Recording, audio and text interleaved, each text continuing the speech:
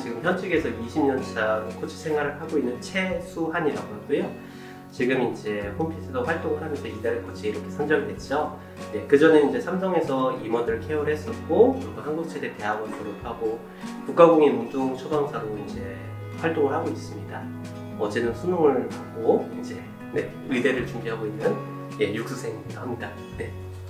서로에 대한 존중 같은데 어떤 부분이냐면, 물론 코치분들 같은 경우는 기본적으로 서비스 마인드가 있으신 분들이 많이 코치 지원을 하셨고, 또 회사에서도 그렇게 엄격한 기준을 갖고 선정을 하기 때문에 큰 문제가 되지 않는 부분이 있습니다. 근데 이제 회원분들 중에서 연세가 있으시거나 간혹 가다가 매너적인 부분에 있어서 약간 이제 아쉬운 분들이 있습니다. 그래서 어디 사는지, 월 소득이 얼마가 되는지, 결혼을 했는지, 부모님이 무엇을 하신지 이런 난처한 질문을 하시는 분들이 계십니다. 그럼 그런 경우에 정색을 한다든가 안 좋은 표정을 짓게 되면, 아무래도 저희가 종사하는 업종이 서비스업이기 때문에 그런 부분에 있어서 그 회원분들의 만족도라든가 재등록이 혹은 등록, 재등록이 이런 부분들이 어렵지 않을까. 그래서 그런 부분에 는 좀 지혜롭게 대처를 해야 되는 부분이 중요한 것 같습니다. 그래서 회원님들도 그런 부분에 있어서 또 수업에 대한 그런 부분은 중요하게 생각을 하셔야 되는 부분이고, 코치분들도 당연히 기본적인 시간 엄수와 더불어서 그런 부분들이 중요하지 않을까 생각이 듭니다.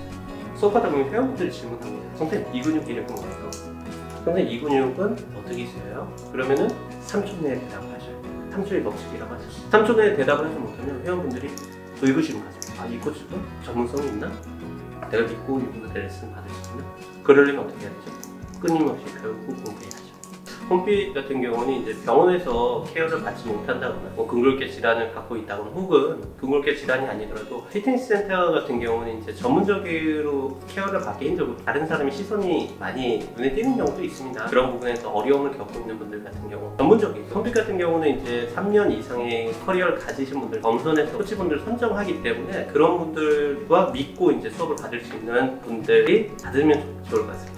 보람의 순간들이 이제 많이 있었죠. 매번 이제 수업할 때마다 부부분이셨는데요. 그 아내분께서 이제 크게 기대를 하지 않고 수업을 신청하셨었고, 병원에서도 도수 치료도 받으셨고, 남편분도 이제 고관절이 좀 많이 안 좋으셨는데, 저한테 레슨을 그 당시 20회 정도 받으시고 나서 통증이 많이 경감이 되셨고, 그리고 지금도 이제 처음에는 말씀을 안 하세요. 과연 이 코치님이 내 통증을 케어해줄 수 있을까? 의구심이 있거든요. 그런 부분에 점점점 마음을 오픈하시더라고요. 그래서 결국은 이제 100회를 재등록하셨고요. 그래서 그런 부분이 저에게는 가장 보람이 있지 않을까 생각이 듭니다.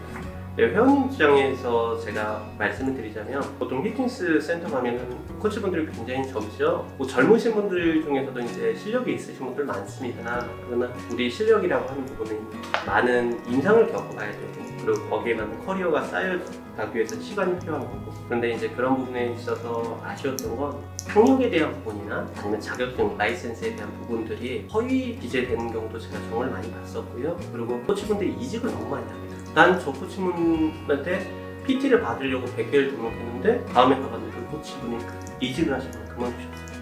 그럼 또 다른 분한테 제가 레슨을 받아요. 하지만 홈피 같은 경우는 이 코치분이 홈피시라는 곳에서 등록을 하시고 활동하시는 동안은 어느 곳에 가든지 레슨을 받을 수 있습니다. 그런 부분은 회원님 입장에서는 장점이 될 수 있고요. 그래서 회원님 입장에서 장점은 첫 번째, 코치에 대한 신뢰, 전문성.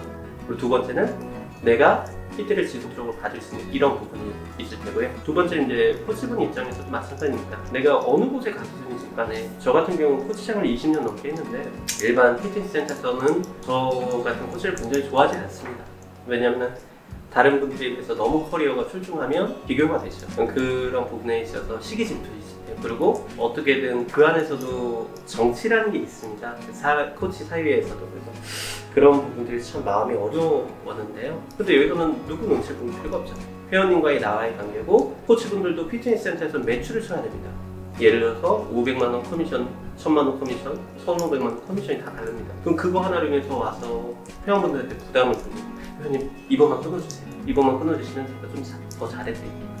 이번에 하시면 제가 좀 할인해드릴게요. 그럼 회원님 입장에서는 나는 이분하고 이 코치분하고 인간 대 인간으로 만나고 싶은데 이분은 나를 어떤 이해관계로 바라보는구나. 그래서 회원님 입장에서 마음이 불편하실 테고, 코치님 입장에서도 역시 그런 부분이 어렵지 않을까. 근데 이런 부분이 어떻게 보면 홈피스의 장점이죠. 제가 말씀드릴 수 있는 부분은 코치를 세 부류로 나눌 수 있습니다. 첫 번째는 선수형 코치, 두 번째는 재활 코치, 그리고 세 번째는 영업형 코치. 선수형 코치는 말 그대로 회원분들을 봤을 때 아, 나 저 선배님, 저 코치님 닮고 싶다. 어떤 그 분위기 있지 않습니까? 그 아우라를 이렇게 뿜어내는 그런 코치분들이 있을 테고 그런 분들은 이제 본인의 이제 투자를 많이 하셔야 되겠죠. 그리고 나는 재활 쪽에 관심이 많고 그런 쪽에 경력이 많다. 그럼 그 재활 쪽 파트를 공부를 하셔야 되는 거고 그리고 이런 경우도 봤습니다. 키가 작으신 분이고 몸도 왜소한데 매출을 굉장히 잘 치시는 거예요. 그래서 봤더니 와, 이분은 클로징이 어마어마한 거예요. 알게모르게 싹 들어가고 딱 어느 순간 회원님의 손에서 카드가 이렇게 코치분한테 이렇게 넘겨주시더라고요. 그래서 그거 보면서 영업형 코치가 참 대단하시더라고요. 그래서 본인에게 맞는, 그러니까 내가 선수형 코치인지 재활 코치인지 영업형 코치인지 그래서 거기에 맞게끔 접근을 해야지 무조건 전문성이라고 해서 내가 관심도 없는 분야에 대해서 뭐 해부학을 공부하든가 아니면 뭐 내가 갑자기 뭐 웨이트를 해서 뭐 프로틴 보충제를 많이 먹어 몸을 키운다든가 이런 게 아니라 내 몸에 맞게끔 그 분류 안에서 이제 찾아나가는 게 제일 중요한 것 같습니다. 제가 얼마 전에 유튜브에서 이제 송기령 씨의 그 인터뷰를 봤는데요. 우리가 이제 빅데이터가 출몰하고 세상이 변해가는데 남들보다 뛰어나신 분들은 시기질문을 밟고 남들보다 못하신 분들은 무시를 당하고 그래서 우리 다수는 그 평균 안에서 살아간다는 거예요. 그러면 남한테 시기질도 받지 않고 무시당하지도 않고 그저 그런 삶을 살아갈 수는 있습니다. 하지만 언제든지 나는 다른 누군가로 교체가 될 수 있다는 거죠. 센터 쪽에서도 마찬가지입니다. 처음에 외국의 피트니스가 우리나라에 접목이 됐고 그때 이제 많은 코치분들이 PT를 시작했는데 단순히 카운터 해주고 회원님들에게 뭐 운동만 가르쳐준다면 얼마 가지 못합니다.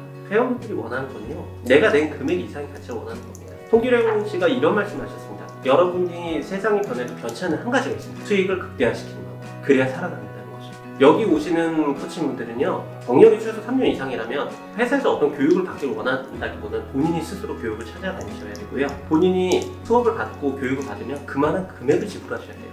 본인이 단순히 유튜브에서 몇 개 영상 보고 나서 회원 가르치면요, 회원분들 모를 거 같죠?